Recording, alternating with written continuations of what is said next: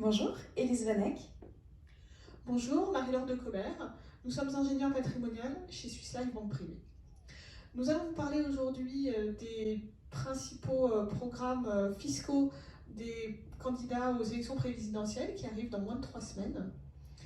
Alors, les derniers quinquennats ont été marqués par des mesures fiscales patrimoniales assez fortes. Nicolas Sarkozy en 2007 avec la loi TEPA, qui réformait les transmissions, l'ISF également. François Hollande ensuite, avec une volonté de taxer le travail comme le capital. Emmanuel Macron, qui souhaitait, lui, distinguer les revenus du capital des revenus du travail. Voyons maintenant ce que nous proposent les candidats concernant l'impôt sur le revenu, l'impôt sur la fortune immobilière et les successions.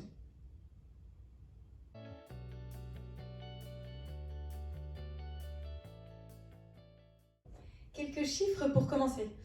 Aujourd'hui, moins de 50% des foyers fiscaux français sont redevables de l'impôt sur le revenu. 10% des foyers fiscaux les plus aisés payent 70% de l'impôt sur le revenu total collecté.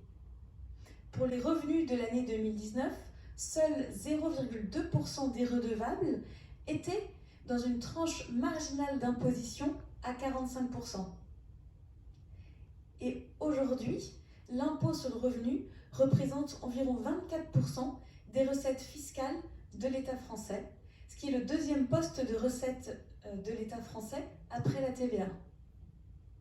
Aujourd'hui, Marie-Laure, quel est le régime d'imposition à l'impôt sur le revenu ? Alors aujourd'hui, les revenus du travail et les revenus immobiliers sont taxés au barème forfaitaire de l'impôt sur le revenu selon un barème à 5 tranches de 0 à 45%, les 45% étant atteints avec un revenu de 160 000 € environ. Les revenus du capital mobilier, c'est-à-dire les intérêts, les dividendes, les plus-values mobilières, sont taxés au prélèvement forfaitaire unique au taux de 12,8% pour l'impôt sur le revenu, auquel si on ajoute les 17,2 prélèvements sociaux, font 30% de flat tax qu'on connaît.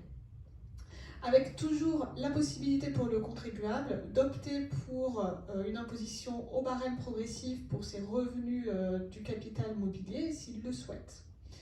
Les plus-values immobilières, quant à elles, sont taxées selon un taux forfaitaire de 19% après un abattement pour durée de détention.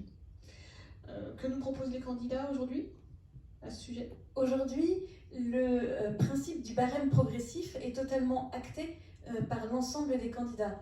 Seuls certains candidats aimeraient revenir sur la progressivité du barème et d'autres sur le taux du barème.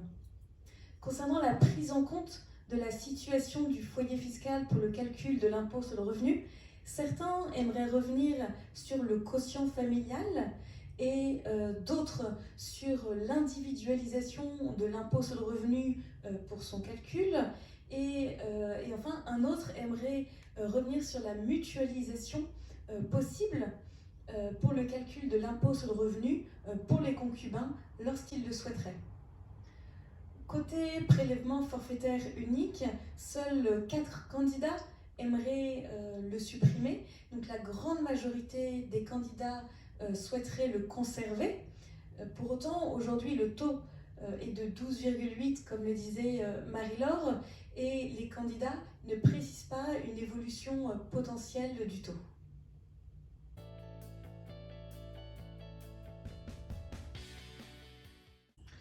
L'impôt sur la fortune immobilière, en 2020, c'était 143 000 déclarations déposées pour un montant de collecte d'1,5 milliard et un montant moyen d'impôt de 11 000 €.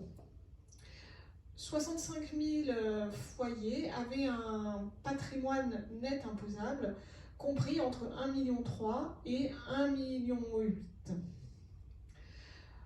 Quand on regarde d'un peu plus près, moins la contribution d'IFI est forte, plus la part de la résidence principale dans le patrimoine imposable est importante. C'est-à-dire qu'on va rentrer dans l'IFI avec sa résidence principale. Donc aujourd'hui, la place de la résidence principale est un enjeu important. C'est ce qu'on verra tout à l'heure. Maintenant, quel est le régime fiscal actuel de l'impôt sur la fortune immobilière, Élise? Aujourd'hui, un contribuable est redevable de l'impôt sur la fortune immobilière lorsque son actif net taxable est supérieur à 1,3 million. S'il est redevable, son patrimoine va être taxé à un barème progressif qui va commencer dès 800 000 euros et le barème va aller de 0,5% à 1,5% pour les patrimoines supérieurs à 10 millions d'euros. Et comme en parlait Marie-Laure, il existe un abattement sur la résidence principale qui est de 30%. Parle-nous de ce que proposent les candidats concernant l'IFI, Marie-Laure. Alors aujourd'hui, on observe trois principales tendances. La première concerne le sort de la résidence principale. Certains proposent une augmentation de l'abattement, d'autres souhaiteraient exonérer la résidence principale. La deuxième tendance va être de revenir à un impôt sur la fortune plus élargi. Et la dernière tendance, d'introduire un élément climatique dans cet impôt pour soit surtaxer les énergies fossiles, taxer les pollueurs ou introduire un élément climatique.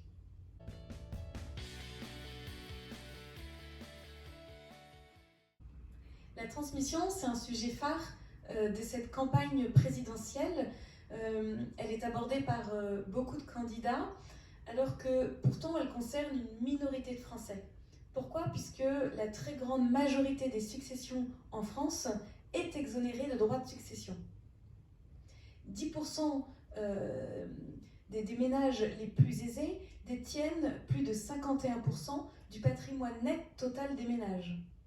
Et en 2019, les impôts sur les successions et les donations représentent 1,38% des recettes fiscales de l'État français. Peux-tu nous parler de la transmission aujourd'hui? Alors, depuis la loi de TEPA, les successions entre conjoints et partenaires de Pacs sont exonérées de droits de succession.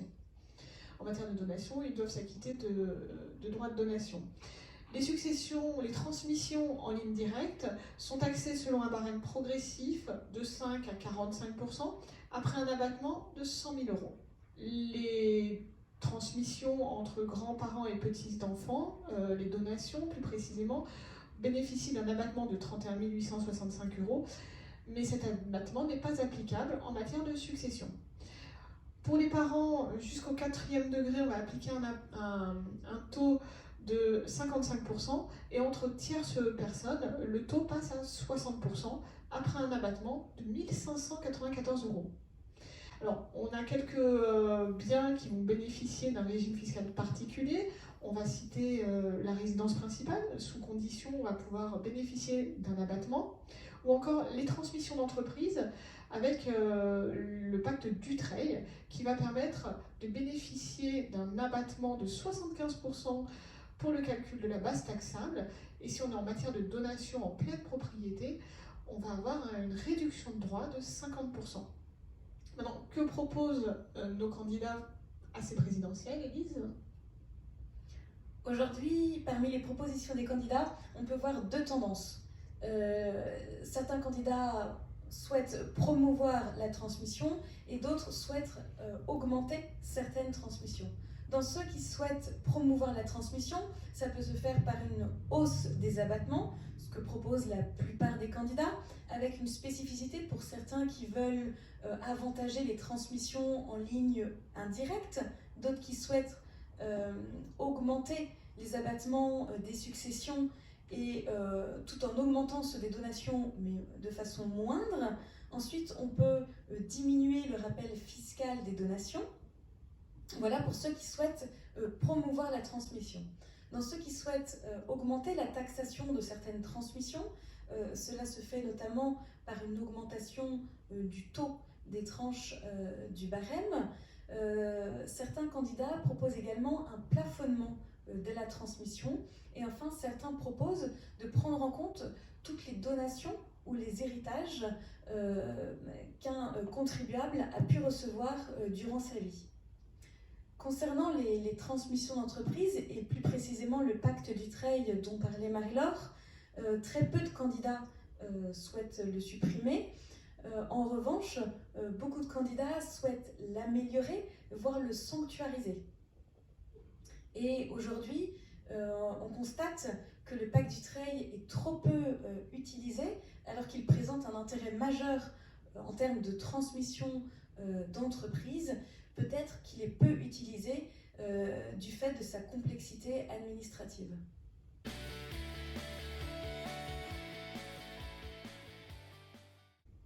Comme vous pouvez le constater, ce sont surtout des mesures fiscales et non civiles qui sont proposées par les candidats et nous aurions pu nous attendre à des mesures plus significatives.